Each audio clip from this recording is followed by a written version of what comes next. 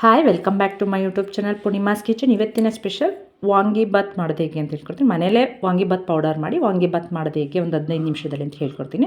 ಮೊದಲಿಗೆ ಒಂದು ಅರ್ಧ ಕೆಜಿಯಷ್ಟು ಅಕ್ಕಿನ ತೊಳೆದು ನೆನೆಸಿ ಅನ್ನ ಮಾಡಿ ಇಟ್ಕೊಳ್ಳೋಣ ಉದ್ದುದ್ರಾಗಿ. ನಂತರ 1-2 ಸ್ಪೂನಷ್ಟು ಕೊತ್ತಂಬರಿ ಬೀಜ, 1 ಸ್ಪೂನಷ್ಟು ಗಸಗಸೆ, 1 ಸ್ಪೂನು ಕಡಲೆಬೇಳೆ, ಉದ್ದಿನಬೇಳೆ ಮತ್ತು ಬ್ಯಾಡಗಿ ಮೆಣಸಿಗೆ 1-2-3, ಖಾರದ ಮೆಣಸಿಗೆ 1-2, ಅನಾನಸ್ ಹೂವು, ಅನಾನಸ್ ಮೊಗ್ಗು, 1-4 ಚಕ್ಕೆ, ಲವಂಗ, 3 ಏಲಕ್ಕಿ. ಇದಕ್ಕೆ ಸ್ವಲ್ಪ ಜಾಯಿಕಾಯಿ ಬೇಕಾದ್ರೆ ಹಾಕಿ ಚೆನ್ನಾಗಿರುತ್ತೆ. ಮತ್ತು ಹುರ್ಕೊಳ್ಳೋಣ, ಸ್ವಲ್ಪ ಫ್ರೈ ಮಾಡ್ಕೊಳ್ಳೋಣ ಅದನ್ನು, ಮಸಾಲೆ ಎಲ್ಲನೂ. ಬಾಣಲಿ ಇಡಿ ಕಾಯೋದಕ್ಕೆ. ನಂತರ 1 ಸ್ಪೂನಷ್ಟು ಎಣ್ಣೆ ಹಾಕಿ, ನಂತರ 1 ಸ್ಪೂನಷ್ಟು ಕಡಲೆಬೇಳೆ, ಉದ್ದಿನಬೇಳೆ ತಗೊಂಡಿರ್ತೀವಲ್ಲ, ಇದನ್ನು ಮೀಡಿಯಮ್ ಫ್ಲೇಮಲ್ಲೇ ಫ್ರೈ ಮಾಡ್ಕೊಳ್ಳಿ, ಸಿಮ್ಮಲ್ಲೇ. ತುಂಬ ಜಾಸ್ತಿ ಸಿಹಿಯಾಗಿ ಹೋಗಬಾರ್ದು.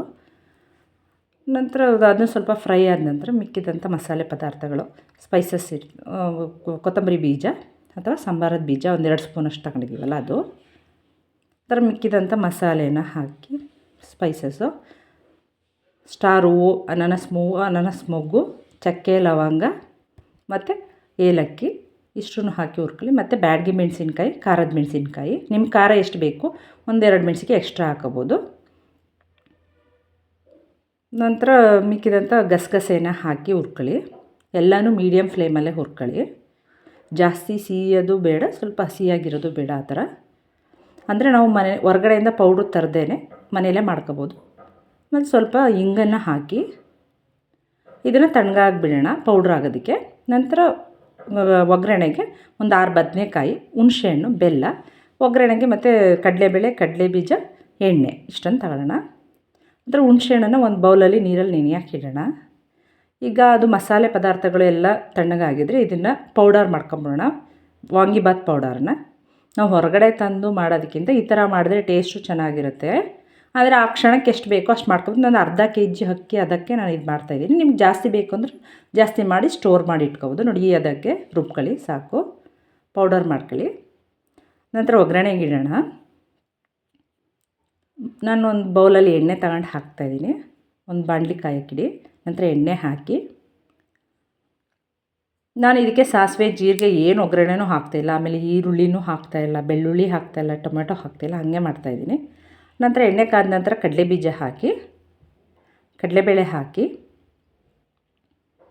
ಕಲ್ಲರು ತುಂಬ ಚೆನ್ನಾಗಿರುತ್ತೆ, ಟೇಸ್ಟು ಚೆನ್ನಾಗಿರುತ್ತೆ. ಮಾಡಿ ನೋಡಿ ಈ ಥರ ಒಮ್ಮೆ.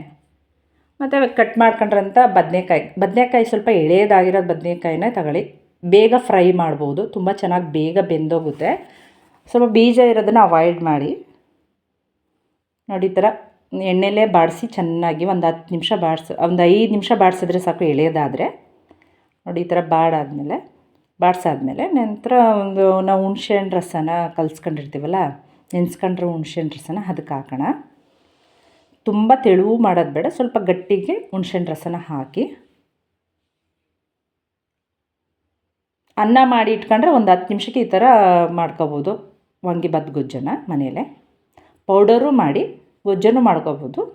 ಪೌಡರ್ ಸ್ಟೋರ್ ಮಾಡಿ ಇಟ್ಕೊಂಡ್ರೆ ಸ್ವಲ್ಪ ಸ್ಮೆಲ್ಲೆಲ್ಲ ಹೋಗ್ಬಿಡುತ್ತೆ, ಅಷ್ಟೊಂದು ಟೇಸ್ಟ್ ಇರೋಲ್ಲ. ಈ ಥರ ನಮಗೆ ಬೇಕಾದಾಗ ಸ್ವಲ್ಪ ಮಾಡ್ಕೊಂಡಾಗ ತುಂಬ ಟೇಸ್ಟ್ ಬರುತ್ತೆ. ನೋಡಿ, ಇದನ್ನು ಫ್ರೈ ಮಾಡಿ ಹಂಗೆ ಹುಣಸೆಹಣ್ಣು ರಸ ಚೆನ್ನಾಗಿ ಕುದ್ದು ಗಟ್ಟಿ ಆಗುತ್ತೆ. ನಂತರ ಬೆಲ್ಲನ ಹಾಕಿ ಅದಕ್ಕೆ. ಅಂದರೆ ಈ ಹುಣಸೆಹಣ್ಣು ರಸಕ್ಕೆ, ಆಮೇಲೆ ಈ ಥರ ಬದನೆಕಾಯಿ ಇದಕ್ಕೆಲ್ಲ ಸ್ವಲ್ಪ ಬೆಲ್ಲ ಹಾಕಿದ್ರೇ ಟೇಸ್ಟ್ ಚೆನ್ನಾಗಿರುತ್ತೆ. ಆಮೇಲೆ ಉಪ್ಪು ಹಾಕಿ ಬದನೆಕಾಯಿ ಹಿಡಿಯೋಷ್ಟು.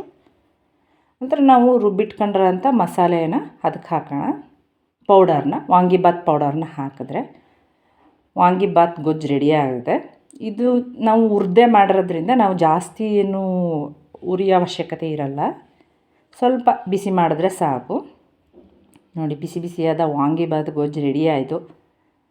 ನೋಡಿ, ಈ ಥರ ಇರುತ್ತೆ. ಕಲ್ಲರು ಅಷ್ಟೇ ಚೆನ್ನಾಗಿರುತ್ತೆ, ಟೇಸ್ಟು ತುಂಬ ಚೆನ್ನಾಗಿರುತ್ತೆ. ಮಾಡಿ ನೋಡಿ, ತುಂಬಾ ಬೇಗನೂ ಆಗುತ್ತೆ. ಈಗ ಅನ್ನ ಆರಕ್ಕೆ ಹಾಕಿ ಇಟ್ಕೊಂಡಿರ್ತೀವಲ್ಲ, ಅನ್ನ ಆಗಿದ್ದರೆ ಅದನ್ನು ಅದಕ್ಕೆ ಸ್ವಲ್ಪ ಕೊತ್ತಂಬರಿ ಸೊಪ್ಪು ಹಾಕೋಣ, ಕಟ್ ಮಾಡಿ.